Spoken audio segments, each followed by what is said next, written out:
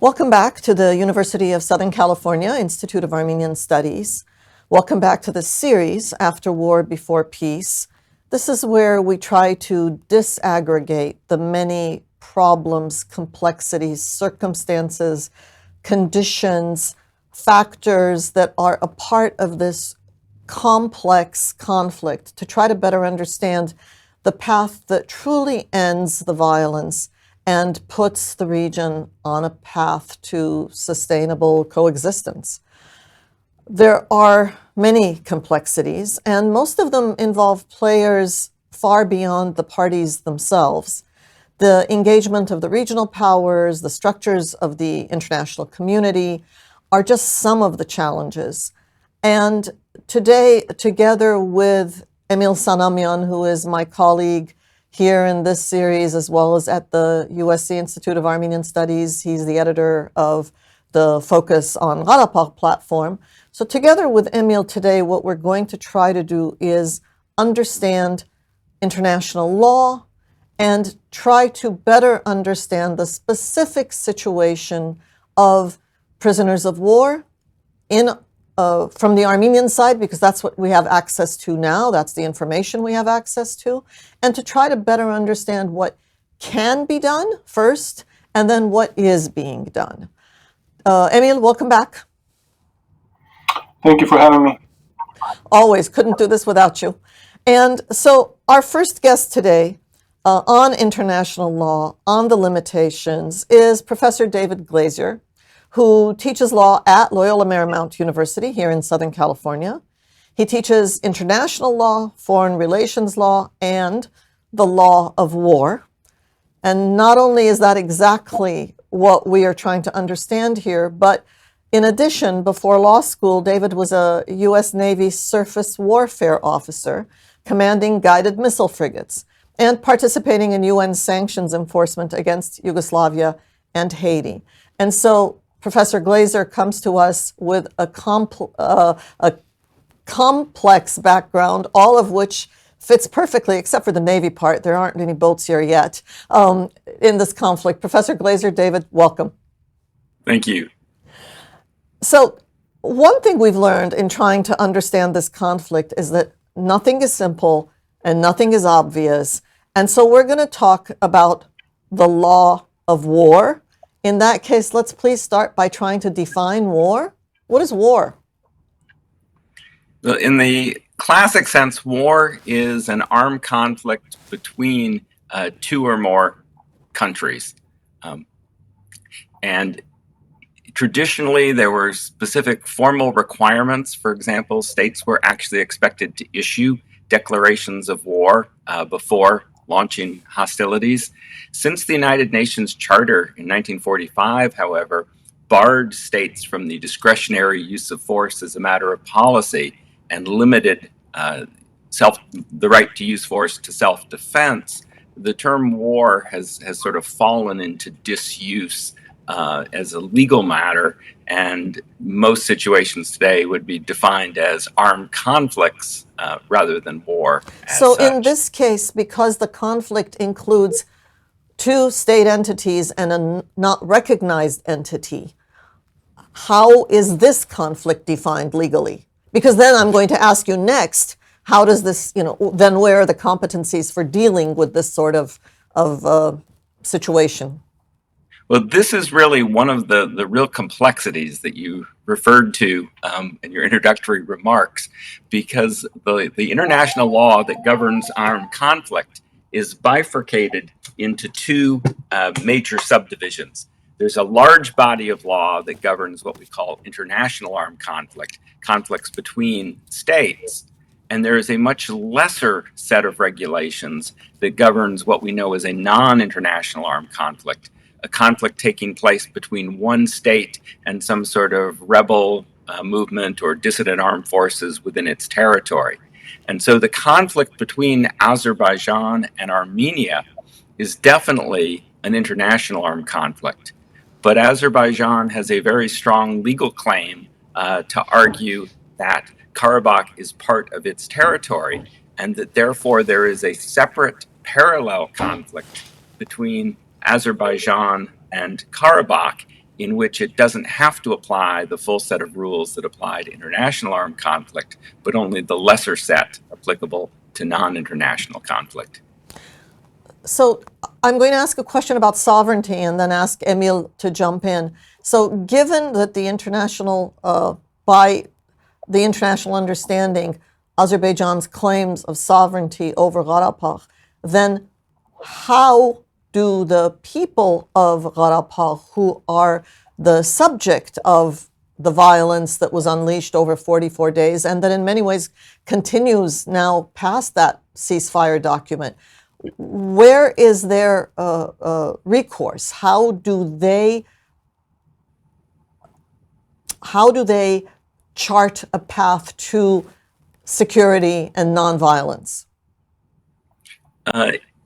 That is a real challenge, because international law is made by countries, states as they're known internationally, and states have deliberately crafted the law in such a way that they are willing to accept significant limitations on their conduct when they're dealing with other states which have parallel limitations. And the international law of armed conflict, although very imperfect and limited, does at least provide some formal and informal options for enforcement. But when you're talking about a people fighting essentially against an entity that has a legal claim to be their government, obviously they don't agree or they wouldn't be fighting it. But when you're in that situation, the reality is that international law doesn't provide the same kind of formal mechanisms for redress that it would otherwise. And so, as a practical matter, I think the solutions for folks within what Azerbaijan considers its territory are going to be mostly political, and mostly, if they're not able, which I know just enough about the situation to understand, right, the government of Azerbaijan is not very interested in giving residents of Karabakh a lot of say within their internal government structure or redress through their court system.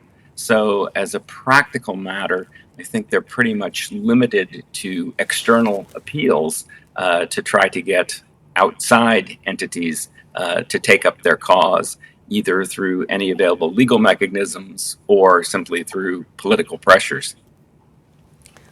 Emil, do you want to follow through with that, or should we ask specifically now about the detainees?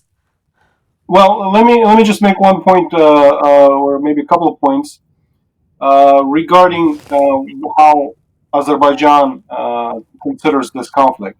From their position, it's a conflict with Armenia, with the Republic of Armenia.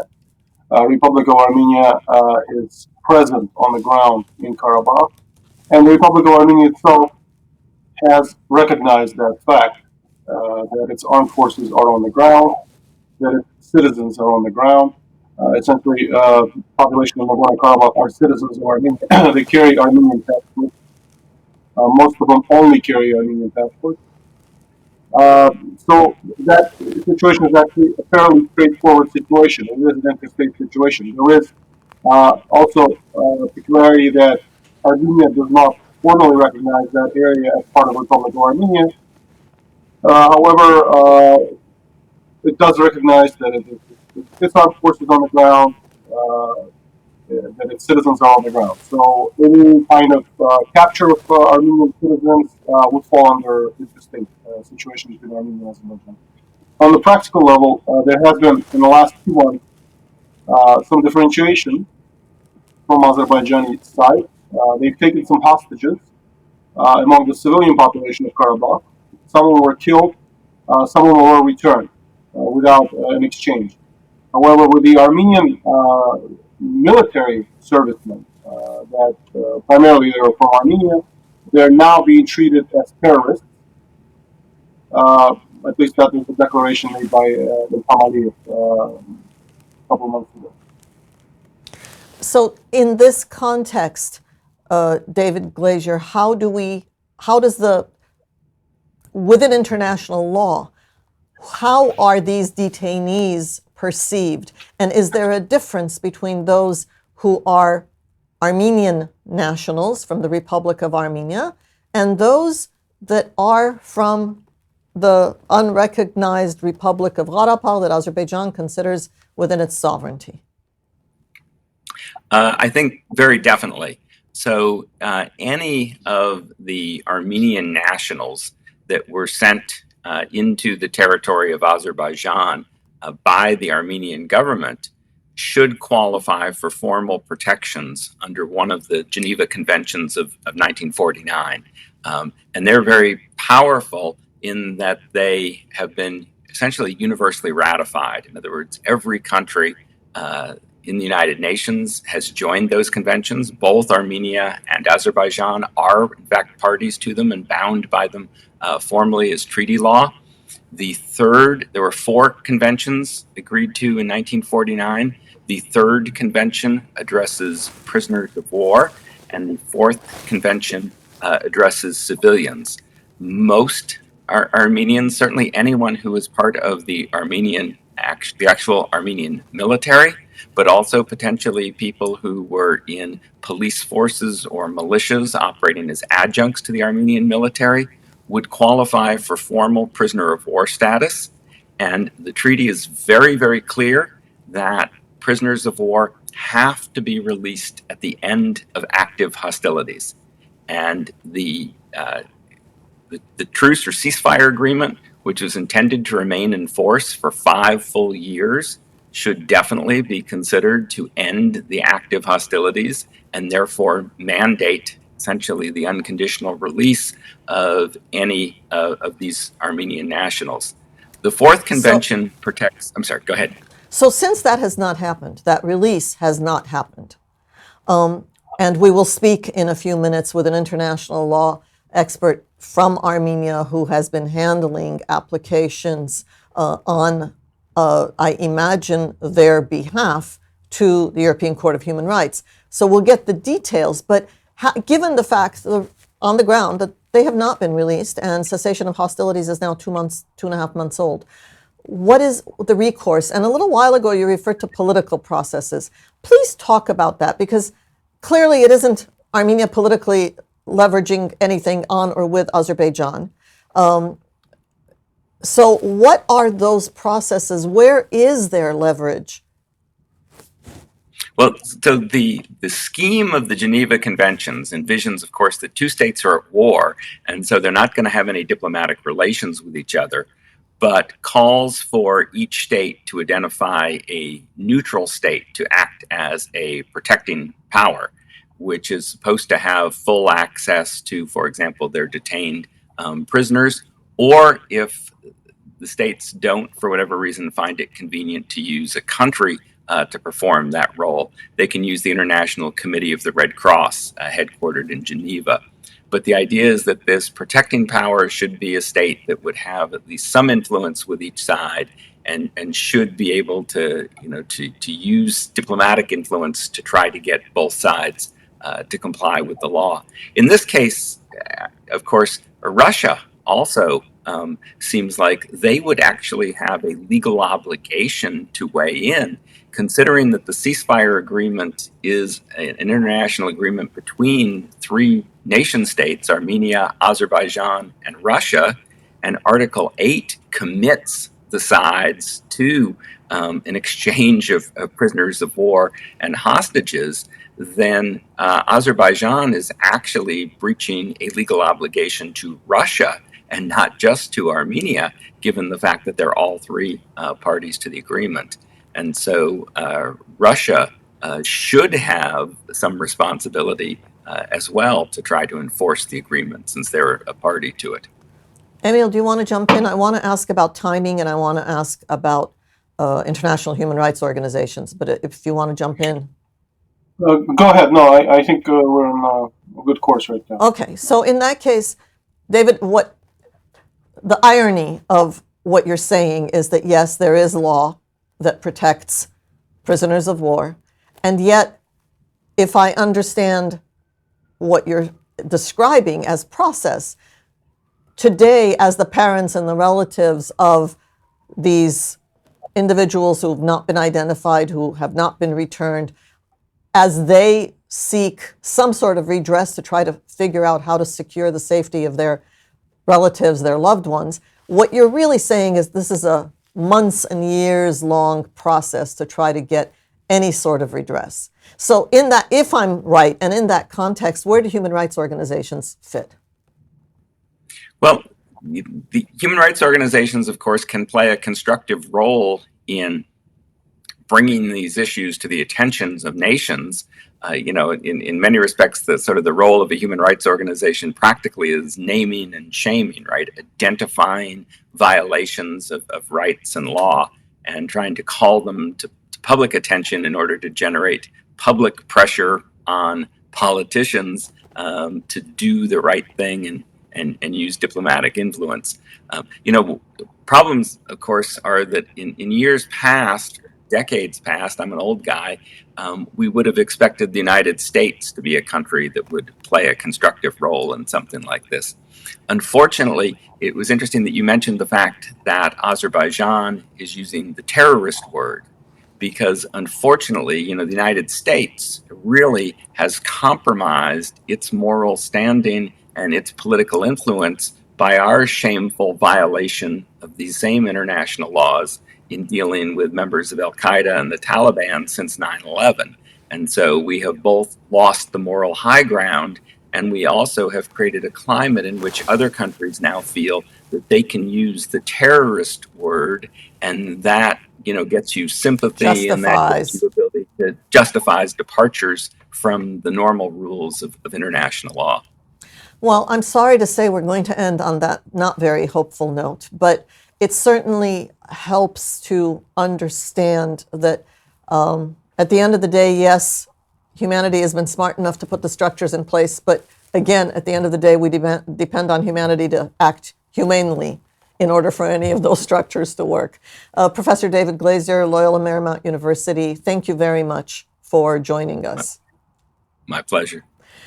And now we're going to try to further understand the realities on the ground by speaking with Siranu Sahagyan, who is an attorney, an international law practitioner, a member of the Path to Law NGO, affiliated with that NGO.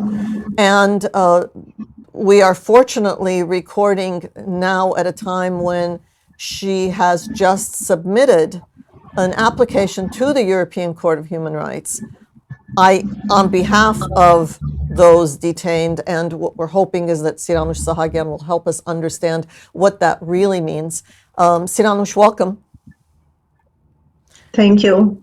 And I know that we're recording this at a time that is almost midnight for you. So given all of the hats you wear, I triple appreciate your being here. You heard Professor Glazier trying to give us the global international law framework. Now, tell us, please, you did just submit an application to the European Court of Human Rights. On whose behalf? So there are two processes. First, interstate application, Armenia versus Azerbaijan, but also many individual applications against Azerbaijan. We raise human rights violations, and European Convention on Human Rights is being interpreted in light of the law of armed conflict and humanitarian law. They are lex specialis, and those standards are applicable. So we try to put human rights law into operation. And we raise many violations, including freedom from torture, right to liberty, discrimination aspects, freedom of expression, and more. Are these and in some cases, we had. Are these blanket requests, or are they based on specific information that we have on the way that the detainees are being treated? Of course, they are not blanket. So we have individual cases. We present individual circumstances, and based on these circumstances, raise human rights violation issues. At this stage, we also requested an order for interim measure. There is proof that the lives of Armenians are under threat. real imminent threat in Azerbaijan. And in order to survive those lives from irreparable harm, we requested application of interim measure. What does that and mean? The court, interim measure means what in terms of time? This means that the court orders specific measures for the government in order to avoid irreparable harm. In this case, the court ordered Azerbaijan to secure lives and safety of Armenia in Azerbaijan, and also requested information on captivity, conditions of their treatment, links with the external world, and more. But so far, Azerbaijan is not very cooperative with the court. Formally, it provides answers, but fails to provide quality information to the court. And we are also raising the issue of non-implementation of the court mandatory order for interim measures. Let me ask you one question about the International Committee of the Red Cross, and I know Emil has lots of questions about the entire situation. If Azerbaijan has not been cooperative with the courts, are they cooperative with the International Committee of the Red Cross? Actually, no. We have noticed that in some cases, visits allowed, access was permitted, but only a few weeks after the captivity, when definitely the traces of torture and the inhuman treatment were eliminated. At the initial stage of captivity, access was not provided, and we have many prisoners of war who were not visited by the ICRC because Azerbaijani authorities didn't allow this access. So the policy is to have unacknowledged incommunicado detention for Armenian prisoners of war. If I may, I read yesterday, Siranush, that you had submitted 228 applications on the behalf of 228 individuals. Can you talk a little bit how you came to identify this individual? Also, if this number includes some of the individuals that have been exchanged since then, and any other details like that. So at this moment, we have 95 applications on behalf of individuals, but some of these cases are covered through interstate applications. The key proof for us is video or photo materials, witness testimonies, and also analysis of surrounding circumstances. Based on this evidence, we built a version on captivity. We have cases which are beyond any discussion, so you cannot deny those cases. We have irrebuttable evidence about captivity. What does that mean? We also have. What does that mean, irrebuttable evidence? So credible information proving that a person was in the hands of Azerbaijan alive. Of course, now we don't possess complete information on their whereabouts, but at some point we are able to show that they appear in the hands of Azerbaijani authorities. So that number are those who are still in captivity? We have around 220 well-established cases with irrebuttable evidence. But apart from these cases, we have dozens of cases with a version of captivity. And we are studying these circumstances in order to confirm or decline.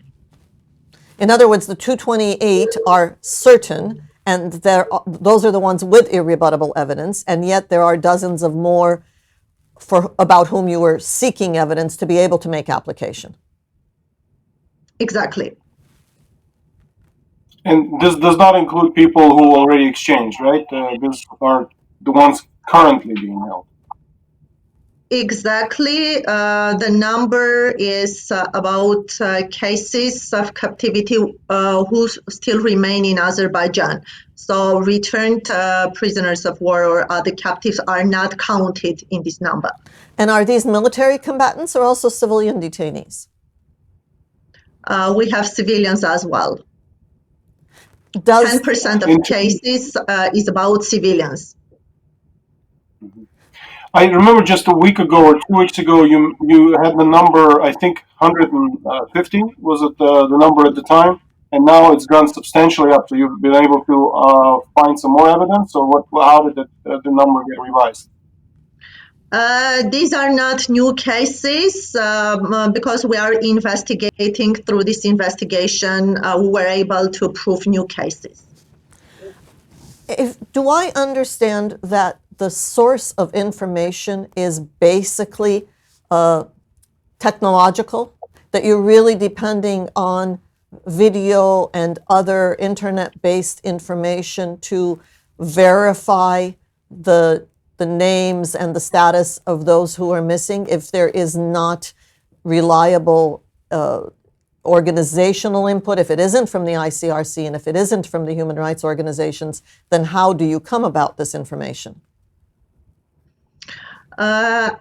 Azerbaijan provides some information about captives, and the policy behind this disclosure is to terrorize and raise concerns within the society, but actually they are useful source to prove the cases. But technology is important. However, we also use eyewitness testimonies.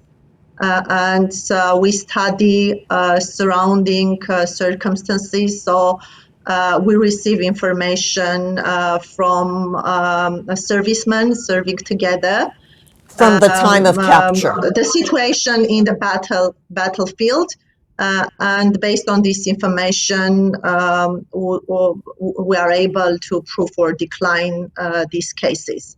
But in case of video photo materials, we have more reliable information. But the negative part is there is no disclosure of lists from the parties. Actually, we work in order to create a list, verify this information, and Azerbaijan does not show readiness to disclose all persons who are in captivity. Further, in court proceedings, they refuse to identify persons who are well proven with video materials. So they simply say, we were not able to identify people. However, they don't deny the credibility of video material, nor they name people in the video material. So just to clarify, the video materials are not published by Azerbaijani government itself, but by individual Azerbaijani military or others who come into possession of Armenian captives. Well, we cannot confirm that this is not organized at state level.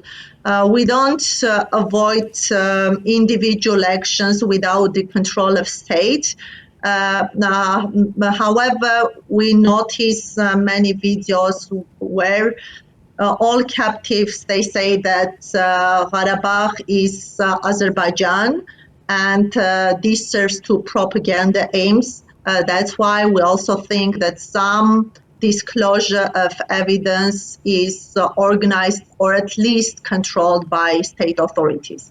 Are there any Azerbaijanis detained by the Armenian side, by Armenia? Yes, Armenian side also had captives from Azerbaijan. I cannot provide information whether still there are Azerbaijani officers in captivity, but definitely both parts had captives in this war. And you can't provide information because that's not within your competence, or because it's not to be shared? It's being kept secret. So Armenia also fails to disclose a list of captive Azerbaijani captives. What do you think of the Armenian government's decision not to exchange the mercenaries that were captured, the Syrian mercenaries? I think there were 2 or 3 individuals that were captured alive, and the Armenian government made the decision not to use them to exchange. Why would that be the case? This is a lawful decision. Mercenary is a crime. So mercenaries are not protected under international humanitarian law. So there is no sense to make them part of exchange processes. They are criminals and they must be punished under legislation. And I think all states must follow to these processes to ensure punishment for the criminals.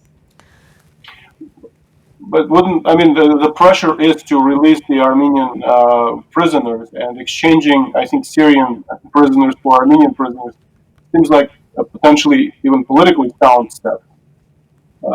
Dragging this out and additional costs, it seems counterintuitive. I think the obligation to release prisoners of war is unilateral, and it cannot be conducting based on condition, especially unlawful condition. So in case they want to make part of exchange those mercenaries by keeping prisoners of war, will have the unlawful phenomena of taking hostages. So if they keep Armenian prisoners to exchange for mercenaries who are not protected under international humanitarian law, we'll speak about taking hostages, which is unacceptable. So these calculations really are calculations on all sides to try to meet several needs: the public information need, the internal political tug of war, and to try to get to a point where the domestic constituencies are satisfied that each government has done the best that it can. Where do the and it's a pretty cynical sort of situation. Where do the families of those whose relatives have been detained, who are their interlocutors? Who do they talk to in Armenia or in Karabakh to get information about their relatives? Who has competence within the governments? Several agencies have competencies, particularly Ministry of Defense. Also, they work with government's agent to European Court of Human Rights because they receive information through judicial proceedings. They seek information from lawyers who represent their interests, also from Russian sides, peaceful operation. And of course, they try to be in regular contact with ICRC.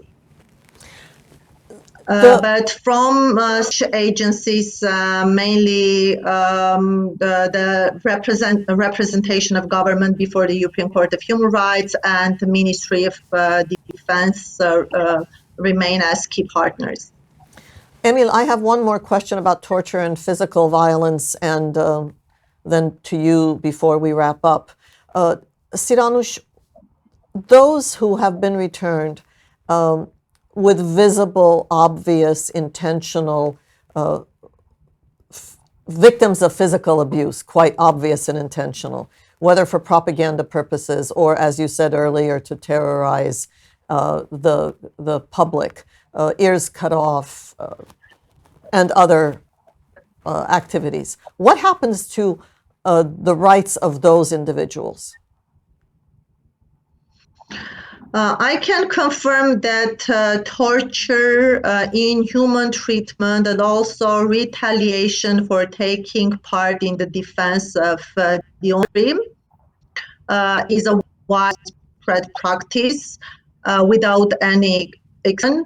We have well confirmed practice from peaceful time, and this was intensified during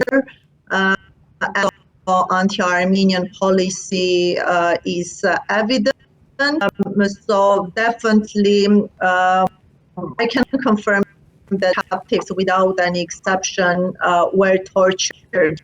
And we have cases before the International Human Rights Court. Will sufficient evidence in order to achieve establishment of these facts by an International Human Rights Tribunal. But this is not the end of process. We think that though International Criminal Court does not have jurisdiction to discuss these cases due to limitations, and the intensity of conflict itself does not allow from the UN. However, individual states has a responsibility to punish those who commit war crimes. Individual states have the responsibility to punish those who commit war crimes within their states, so their own nationals who commit war crimes. Not only nationals, there is a rule of universal jurisdiction to investigate, prosecute war crimes. So aside from nationality principle, for investigation based on universal jurisdiction. So I think the facts confirmed the European Court of Human Rights must be a reliable source for responsible states to investigate and ensure punishment to avoid impunity for war crimes in any region, in any conflict, but also with focus on Nagorno-Karabakh conflict. Emil, did you want to jump in? Yes, I think the issue that you raised with regard to the treatment or recovery of former prisoners who are returning with have experienced abuse and torture. There has been negative precedent in Armenia where a number of former prisoners either died after they returned or had been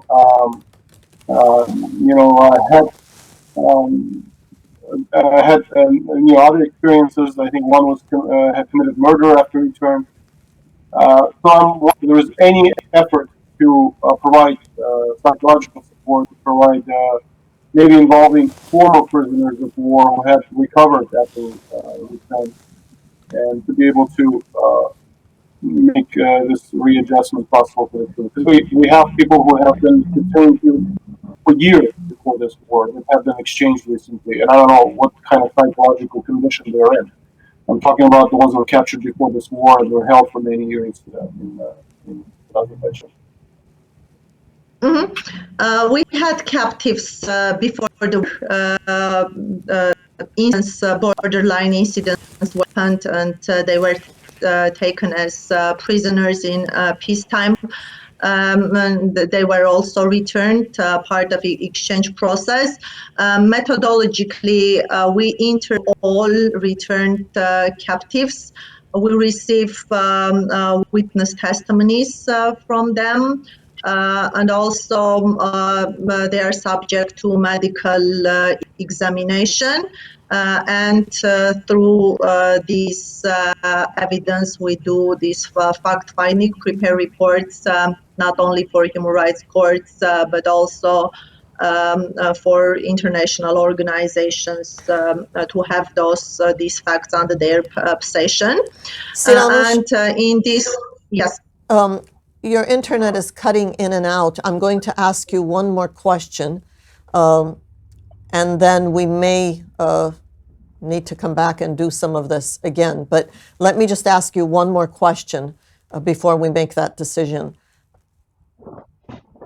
You have referred to international organizations. Professor Glazier did as well, as we were speaking to him about the leverage that they possibly hold. Do you interact with them? And is there leverage there that can be used in the political field in parallel with the legal work that you're doing?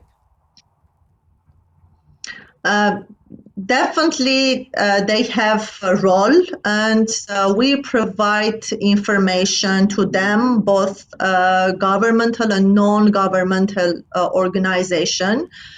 We seek their condemnation and also call for certain actions from Azerbaijan, also other partner countries who can impact on the processes. But I will pay attention on the role of international organizations who have the possibilities to apply sanctions. And we have seen many cases where violation of right of an individual with high profile led to serious legal political consequences, including sanctions against state. So I think here we have an issue of responsibility of those organizations to act in a timely manner, use all tools to pressure Azerbaijan to be compliant with its international law undertakings. Thank you. Surprisingly, the internet seemed to pick up again.